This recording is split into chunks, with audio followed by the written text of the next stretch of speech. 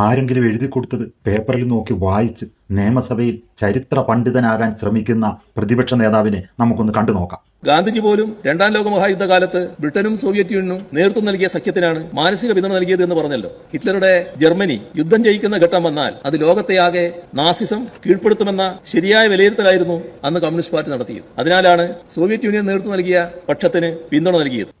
കേട്ടല്ലോ. പക്ഷെ പറഞ്ഞത് ചരിത്രമറിയാവുന്ന വിവരവും വിദ്യാഭ്യാസവുമുള്ള ഒരു മുഖ്യമന്ത്രിയുടെ മുന്നിലാണ് പറഞ്ഞത് എന്ന് ഇദ്ദേഹം ഓർമ്മിച്ചില്ല. എന്തായാലും ഒന്ന് മുഖ്യമന്ത്രിയുടെ മറുപടി നമുക്കൊന്ന് കേട്ടു നോക്കാം.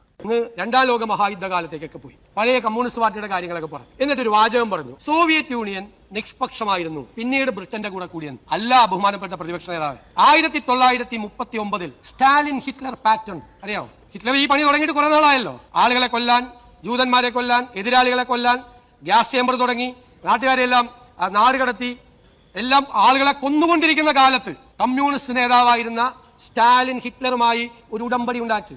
1939 ഹിറ്റ്ലർ സ്റ്റാലിൻ പാക്ട്. അന്ന് സോവിയറ്റ് യൂണിയൻ പറയുന്നത് നിങ്ങൾ കേൾക്കുള്ളൂ, സ്റ്റാലിൻ പറയുന്നത് കേൾക്കുള്ളൂ. കേരളത്തിൽ അങ്ങ് ചെറിയ പ്രായത്തിലായിരിക്കും, പക്ഷെ കേരളത്തിലെ ഇന്ത്യയിലെ കമ്മ്യൂണിസ്റ്റുകാർ സ്റ്റാലിൻ പറയുന്നത് കേൾക്കുള്ളൂ. സ്റ്റാലിൻ ഹിറ്റ്ലറുടെ കൂടെയാണെങ്കിൽ ഹിറ്റ്ലറുടെ കൂടെ ആയിരുന്നു. ഇന്ത്യയിലെ കമ്മ്യൂണിസ്റ്റ് പാർട്ടി നേതാക്കന്മാരും പ്രവർത്തകരും എടുത്ത തീരുമാനങ്ങളെല്ലാം ഹിറ്റ്ലറുടെ കൂടെ. കാരണം എന്താ? വലിയ യജമാനൻ സ്റ്റാലിൻ ഹിറ്റ്ലറുടെ കൂടെ നിൽക്കുന്നു. പിന്നെ ഹിറ്റ്ലർക്ക് ഈ സ്ഥിരതയില്ലാത്തതുകൊണ്ട് അറിയാലോ, ഹിറ്റ്ലറുടെ സ്വഭാവം അറിയാലോ. 41 ആയപ്പോൾ ഹിറ്റ്ലർ കയറി റഷ്യ ആക്രമിച്ചു, മോസ്കോ ആക്രമിച്ചു. അതാണ് അപ്പോഴാണ് സോവിയറ്റ് യൂണിയൻ നിഷ്പക്ഷ നിലപാടല്ല, ഹിറ്റ്ലറുടെ കൂടെ ഉണ്ടായിരുന്ന നിലപാട് മാറ്റി നേരെ ഇപ്പുറത്ത് ഈ അലയൻസിന്റെ കൂടെ കൂടുന്നത്. അപ്പൊ നിങ്ങൾ മാറി, അത് കറക്റ്റാണ്. അപ്പൊ മാറി. സ്റ്റാലിൻ മാറിക്കഴിഞ്ഞാൽ പിന്നെ മാറാതിരിക്കാൻ പറ്റുമോ? അവിടെ മഴ പെയ്താൽ ഇവിടെ കൊടപിടിച്ച് നടക്കുന്ന ആളല്ല, മോസ്കോയിൽ മഴ പെയ്താൽ തിരുവനന്തപുരത്ത് കൊടപിടിച്ച് നടക്കുന്ന കമ്മ്യൂണിസ്റ്റുകാരാ. നേതാവിന് സമാധാനമായല്ലോ. കിട്ടേണ്ടതൊക്കെ കിട്ടിയല്ലോ, സമാധാനമായല്ലോ.